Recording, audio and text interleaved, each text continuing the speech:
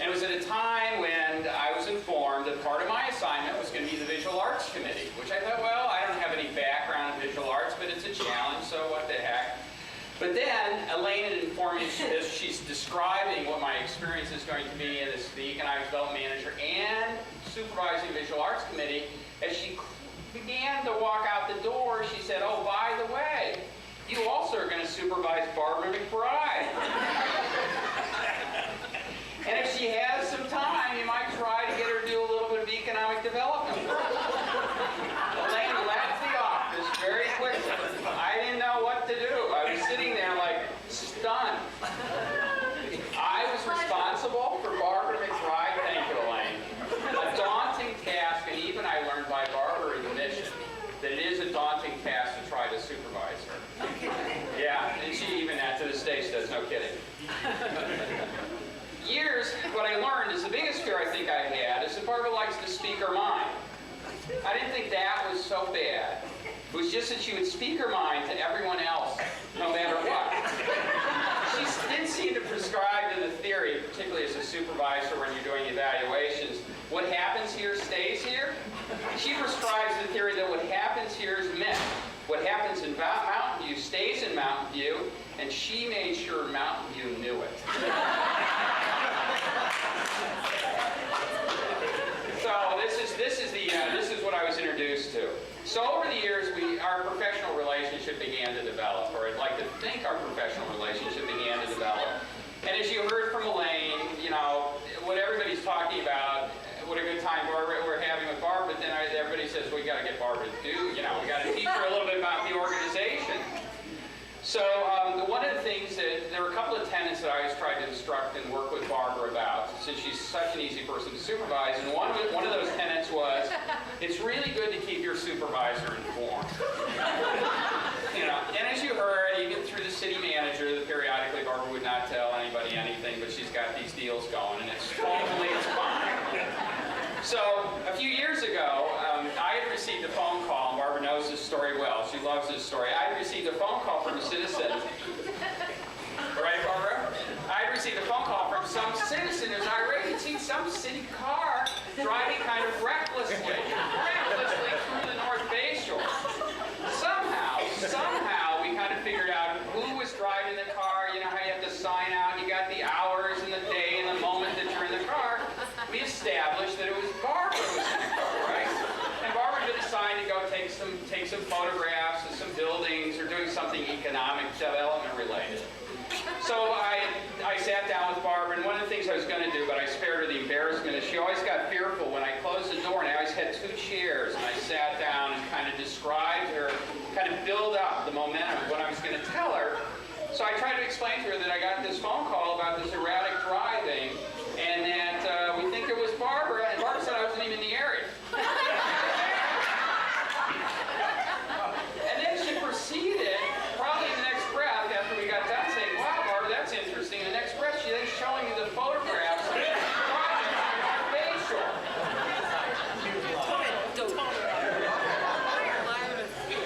The other thing that you've heard about already, and I don't want to repeat things because I know people want to move on, but one of the organizational tenets is decision-making, a problem-solving process. It needs to be collaborative. And usually it starts at the bottom and then works its way to the top. Well, let me tell you, Barbara took that to heart.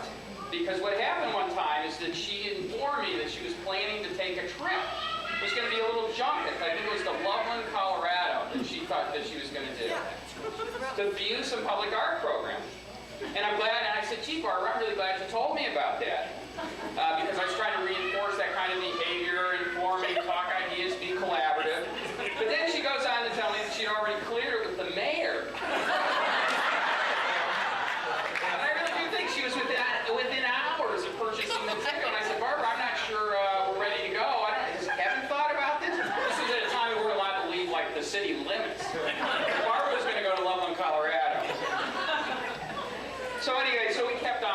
I kept trying to work through these kind of concepts of management. And some of the other areas that we tried to work on, I won't go through Barbara's entire evaluation. Really a lot of trouble. We have a slide.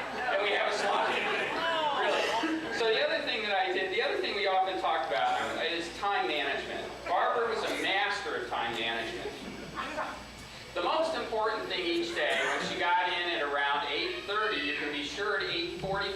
was going to be a coffee break. So, it didn't matter. So what was it? And it was like a social hour for Barbara. And usually these coffee breaks weren't just coffee breaks maybe with one or two people. It was usually, and I hope Kathy Lazarus isn't here. Yeah. It wasn't just Barbara, maybe somebody from community development. It was Barbara and the entire public works department. Except for, many of you will appreciate, except for, of course, Tim Coe. The other thing about her time management skills, which I always admired, and I realize it's not really time management skills, but I really realize that what it is, it's leadership skills.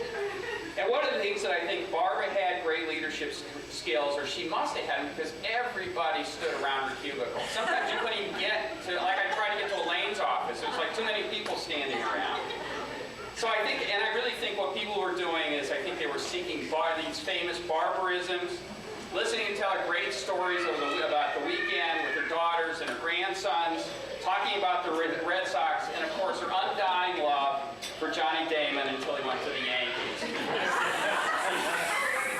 And what really upset me about Johnny Damon is I didn't realize I went over to Barbara's house a few weeks ago, or a month ago, and I saw Johnny Damon crushed in the front yard. A bobblehead. It was a bobblehead. Take it apart, bobblehead. It's pathetic. So over the years, we've had a lot of laughs. We had a lot of frank discussions, I would say. We've developed, I think, a fair amount of mutual respect for one another. But I do think, and one thing when I thought about doing this, I wanted to share, is that I feel like one of the qualities that Barbara has is how she relates to people. And the word I always think about when I think of Barbara is that she's magical. I really do. No matter how bad the situation is, no matter how difficult it is, no matter how the personalities are, and you heard about it, and what always amazed me, periodically we have these artists that sometimes have these kind of sensitive personalities. Barbara was magical in her ability to be able to deal with these artists and be able to provide the kinds of art that this community has.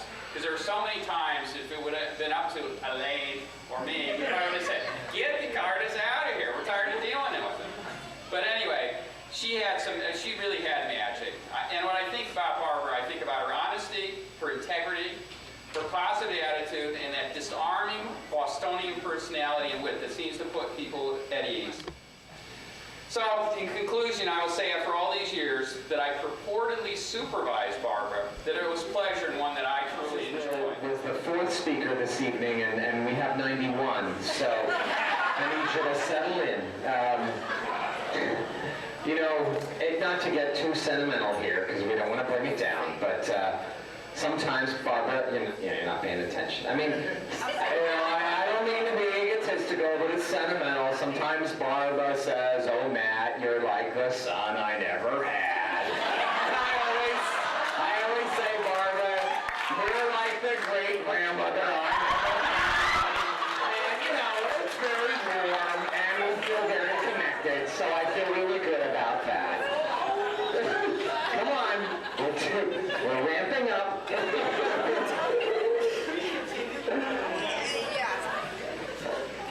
Sorry. All right. And now, my only boss in town, the mayor, Mr. Nick Galeota, for the presentation of the City Council resolution to be adopted on March 28th. Mr. Mayor.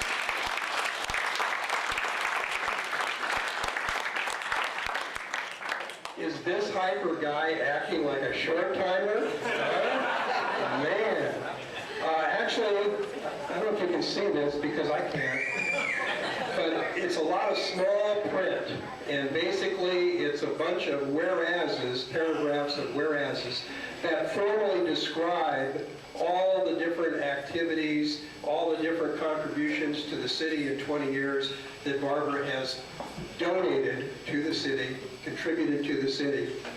I just want to say that I noticed a quote, and I tried to write it down real quick, and it was in reference to one of the quotes on the art, and it says, even the council can understand art.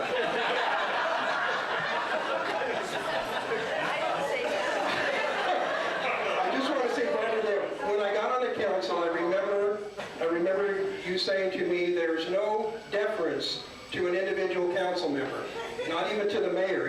You're just one of 7 people, one vote. So don't look for any special treatment or whatever. Well, I just have a question, because when we did the art at the train depot, mayor was Matt Pear. The fruit on the cart are pears.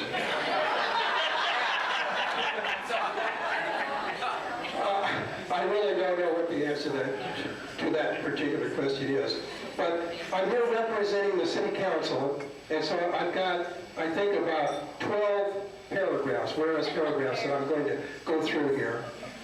No? Oh, I guess I'm not. Okay. So basically, what I just want to say is, on behalf of the council, this represents a statement that says, we love you for all the effort you've given our community and for the art that you're leaving behind for all of us to enjoy.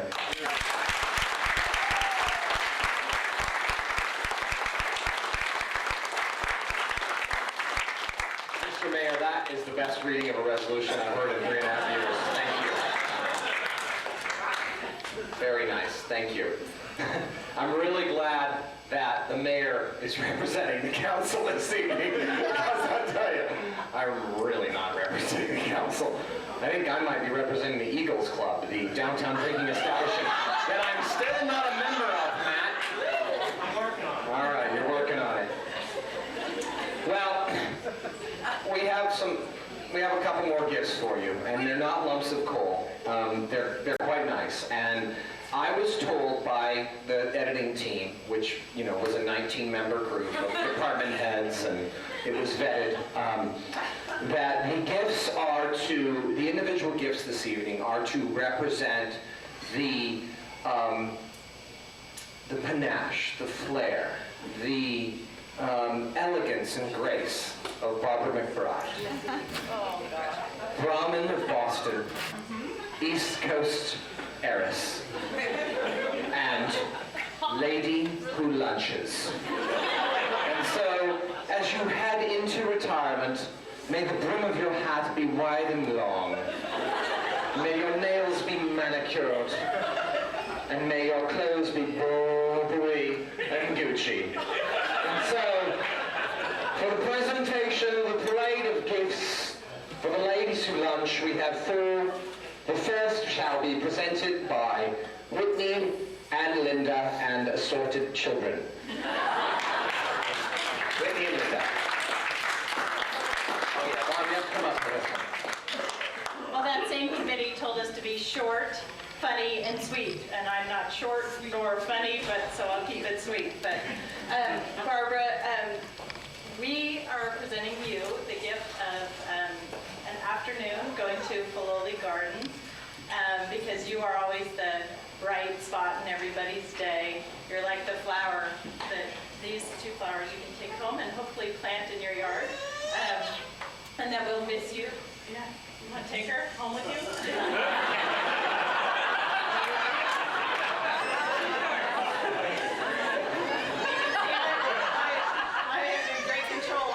My work and home life. Thank you for all the bright spots you bring to everybody. Where's that useless husband?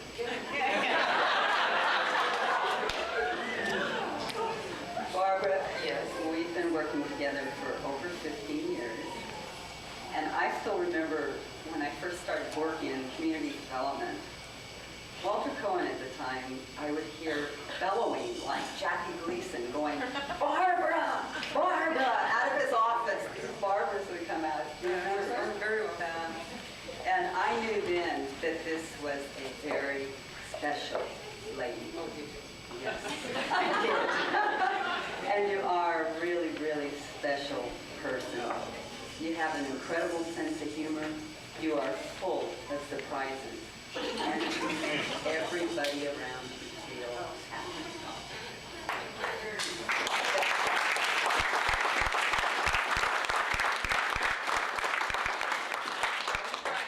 You have been the heart of our department.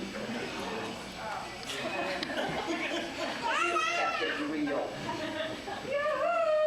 and delightful and really fun. all going to miss you, and I'm going to miss you. But we'll see you soon at the building. Thank you. We have a very strict no words from Barbara and no tears rule. All right, so we're moving right along. Get off stage. We're gonna keep it real. My editor said, now remember, we really need to paint Barbara as this high-class, elegant Eastern woman. And I'm like, God, I have not met that woman. I mean, who are they talking about? You know, maybe Shelley Emerson. Speaking of which, Shelley, I was going to do a whole riff on labor negotiations. Should we go there tonight?